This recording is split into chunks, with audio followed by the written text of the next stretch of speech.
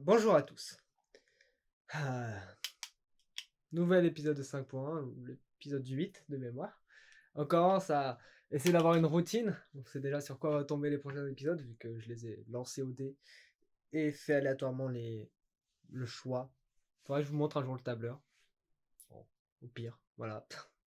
Bon, j'essaie de me dépêcher. Il y a 5 minutes. Enfin, il y aura peut-être un peu plus. Parce qu'aujourd'hui, on va parler d'un jeu de rôle. Le jeu de rôle, c'est toujours le plus long.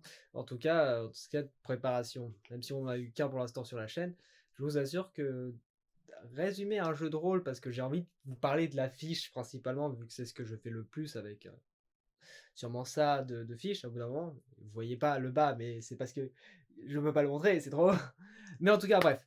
Bienvenue dans 5 points. Aujourd'hui, je vous demande de partir avec moi dans l'Europe des Aigles. Oui, très bizarre, vous me direz, l'Europe des Aigles, qu'est-ce que donc? Et alors justement, accordez-moi quelques instants de votre vie pour parler d'un jeu de rôle nommé Le Cabinet des Murmures.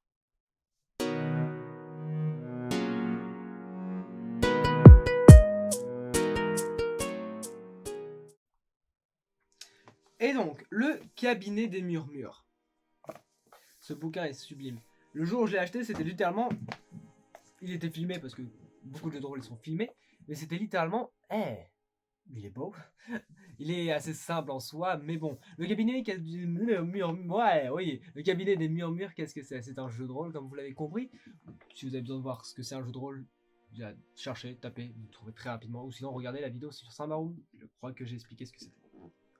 Bref, c'est un jeu de rôle où les joueurs vont incarner des esprits.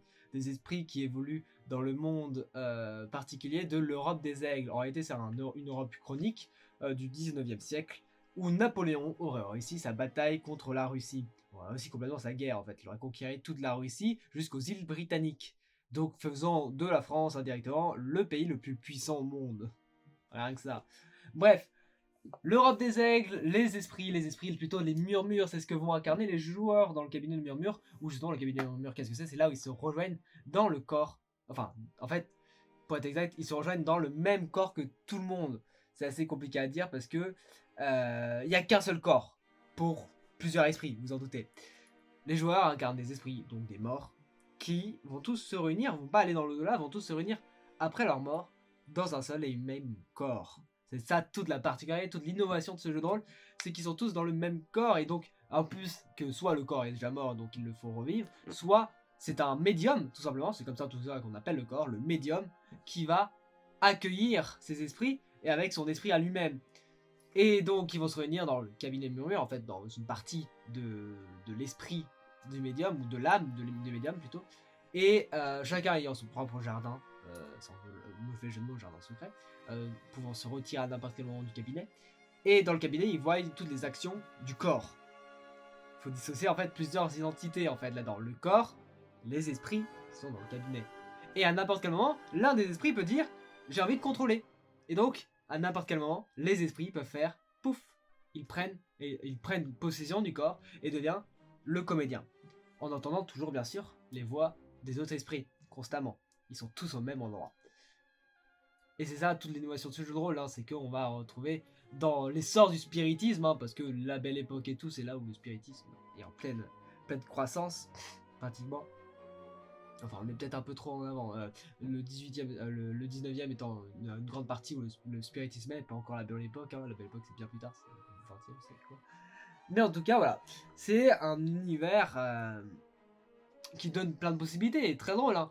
Édité donc par la maison d'édition Les 12 Singes et créé donc par Mathias Haddad.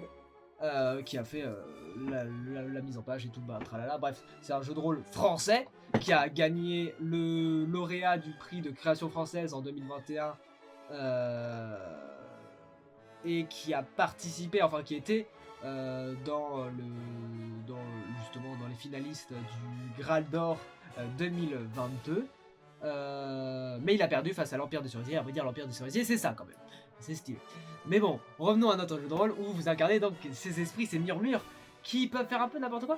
Et à vrai dire, je disais tout à l'heure que je pouvais pas, que je pouvais partir très loin. C'est surtout sur la fiche personnage qu'on va y aller. Hein. Enfin, ils hantent le corps du médium comme ils le disent.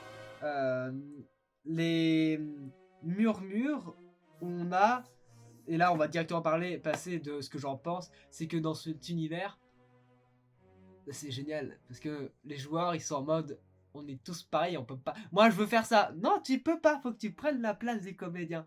Ah merde, il y a déjà quelqu'un qui prend la place des comédiens. Bref, c'est un. Alors, sachant que le jour où j'ai pu y jouer avec mes joueurs, c'était un bric-à-brac. J'avais jamais lu le bouquin, grosse erreur de ma part, pratiquement. Enfin, je l'avais feuilleté, et donc on a fait ça d'une manière impossible, mais on a compris en soi, hein. Mais on n'a pas spécialement respecté le délire. Mais on a plus improvisé sur le truc, donc on a sûrement plein de choses qu'on revisitera et qu'on refera plus tard. Mais c'était drôle de pouvoir incarner sans incarner en fait. C'est ça, c'est qu'on n'incarne pas un mais deux personnages en soi parce qu'on peut contrôler le corps mais l'esprit est dissocié. Et c'est là où ça permet de grandes possibilités, surtout dans un monde qui est parallèle au nôtre en soi, parce que c'est pas une France qui a perdu, c'est une France qui a gagné, et dont Napoléon, donc là on a Napoléon II pour le coup dans l'univers, peut faire un vaste chemin encore.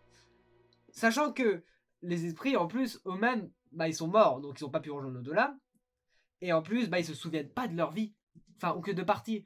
Je vais donner alors TW pardon, Trigger, bref. Il y a complètement. C'est un jeu de rôle qui va être très sombre par moment et tout, parce que ça parle de meurtre, etc. Et donc, tu vas avoir la marque, par exemple, de comment t'es mort. Si tu t'énerves trop ou si tu utilises trop tes pouvoirs. Par exemple, si tu t'es fait étrangler, tu vas avoir les marques de la strangulation qui vont commencer à apparaître ou qui sont déjà précises. En fait, tu te souviens que très peu de ta vie. C'est bancal, tu vois, c'est un flou continuel. Tiens, en parlant justement de l'affiche, par exemple de l'affiche qui nous est proposée là-dedans. Alors, sachant que le bouquin est réparti, la gamme de l'ouvrage est répartie avec plusieurs volets, donc on a le livre de base bien sûr, on a l'écran du maître du jeu avec le livre du meneur, on a des jetons qui vont permettre d'utiliser ce magnifique tableau ici présent qui nous est donné en grand format dans le bouquin de base. Voici un plat qui était pour la campagne Kickstarter, qui est Gonfle l'arbre de vie, qui est très utile pour le système de jeu. Tout le système de jeu c'est au D6, hein. De toute façon les 12 singes ne sont pas connus pour faire des systèmes les plus complexes ever, et au bout d'un moment le système prend la place sur le jeu de rôle. Non, et on a aussi quoi d'autre? On a les jetons et des dossiers de personnages, donc des fiches. Voilà. Mais bref, je m'égare, et à l'intérieur du bouquin, on a un scénario, le livre d'esprit qui résume grosso modo la création de personnage, enfin, qui dit comment créer un personnage, le livre des mondes qui exprime l'environnement, le livre du meneur, le secrétaire comme il l'appelle, du meneur du jeu, qui est grosso modo tout ce que le meneur du jeu a besoin de savoir, et bien sûr, bien entendu, le scénario en question. Et je cherche depuis le début, voilà, la fiche de personnage qu'on vous mettra en plus grand. Voilà, là on aura affaire à Marguerite, par exemple. Merci de le mettre en plus grand. Ah, c'est parfait. Le Marguerite Lenoir, donc, qui, comme vous pouvez voir, a plusieurs choses. Donc, les qualités et les défauts, qui sont les statistiques du personnage, c'est le nombre de D6 que vous allez devoir lancer, qui sont numérotés de 1 à 5. Ça reprend l'arbre de vie hébraïque de mémoire. Et vous pouvez dépenser 21 points de compte personnage entre 1 et 5 pour les répartir. Vous avez aussi des défauts qui sont marqués juste en dessous. Par exemple, le courage, c'est l'imprudence qui est en défaut. Et vous avez des numéros, comme vous pouvez le voir. Notre chère Marguerite Lenoir a 3 de courage, mais 2 d'imprudence. On a le profil concept qui résume la vie et indirectement ce qu'est notre personnage. Donc Marguerite en l'occurrence c'est une journaliste et elle s'est fait assassiner alors qu'elle allait voir une source. Les aspects c'est si grosso modo les qualités ainsi que les défauts sont la personnalité de votre truc, les aspects c'est la tendance globale de votre personnage. Les aspects donc là en l'occurrence raison, intuition, action, vous pouvez voir comment c'est réparti. En reprenant bien sûr les noms hébraïques. Les acquis, ça va être des choses que votre personnage a pu obtenir en cours, que ce soit des contacts, une influence propre ou autre. Même s'ils sont morts, c'est assez particulier. Voilà. En l'occurrence, bien sûr, c'est une journaliste, donc investigation directe.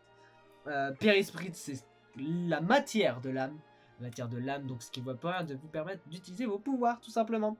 Pouvoirs qu'on va après. Bien sûr, on a les contacts, les adversaires. En l'occurrence, là, plusieurs contacts divers et variés, mais surtout aussi les adversaires, qui est donc l'assassin, bien sûr, qui l'a tué. Les routines, ça va permettre au personnage de récupérer du périsprit. En l'occurrence, là, c'est en faisant des aides d'œuvres de charité ou améliorer le sort d'une personne minute qu'elle récupérera du périsprit. au bout d'un moment, le Spirit bien sûr s'utilise. Enfin, il s'utilise à chaque fois que vous faites une action. Par exemple, si vous voulez récupérer l'un de vos objets, parfaite transition.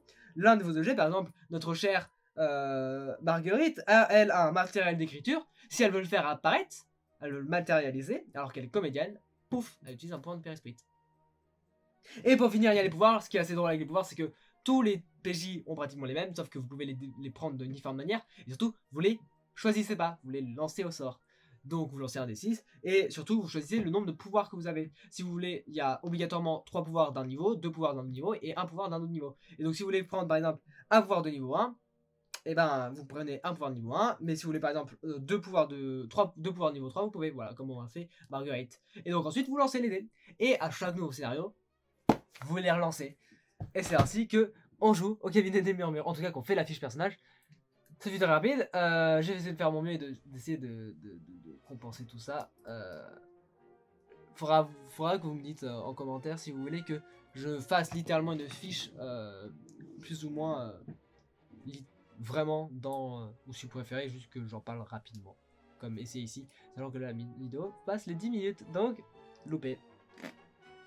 À dire j'ai enlevé le chrono, à force je me connais, genre je respecte pas le temps. Merci à tous et à tous d'avoir accordé quelques instants de votre vie. On se retrouve très vite dans 5 mois, sachant que le prochain épisode de 5 mois de mémoire, on part sur du roman. Je vous le dis pas encore, mais bon, il va y avoir de l'orage. Merci à tous.